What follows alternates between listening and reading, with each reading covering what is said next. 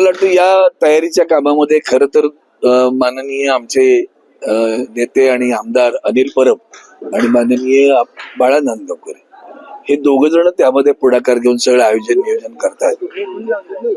त्यामध्ये आम्ही सहकार्य करायला आलेलो, कारण मुळात हा सगळा मतदारसंघ आमच्या लोकसभेत येतो. पुन्हा या वरळीच्या आमच्या विधानसभेच्या संघटक आहेत, संबंध विभागाच्या माझी महापौर आहेत, इथे बाजूला माझ्या उपविभाग गजानन चव्हाण आहेत. मी सगळेजण पाहणी नुसते बघायला येते. आमच्या डोक्यात खूप असतात की उद्याचा हा ऐतिहासिक मेळावा उभ्या महाराष्ट्राला डोळे दिपवून टाकणारा होणार आहे, पण त्याचबरोबर त्याचं नियंत्रणही छान व्हायला हवं. ह्या दृष्टीनं इथं पाहतोय. आता हे पाहिल्यानंतर असं वाटतंय की काय होईल मला सांगता येत नाही, इतकं भन्नाट असेल ते. महाराष्ट्राचे डोळे दिपतीलच, पण काही मांजरं आडवी जाण्याचा प्रयत्न करतायत तो त्याच्या. तुम्ही परवानगी देत नाही आणि आता आल्यानंतर तुम्हाला अडवू जायचंय. आम्ही सगळ्यावर बात करू, सोडून द्या.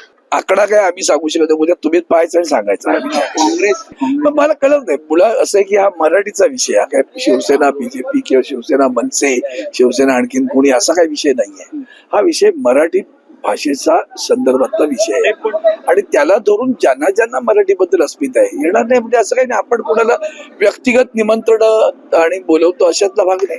पुढाकार घेणारी मंडळी आमची जी आहेत, बाळा नांदगावकर किंवा अनिल परब, हे व्यक्तीच्या काही सर्वपक्षीय लोकांशी बोलतायत. त्यातले ज्यांना शक्य ते येतील.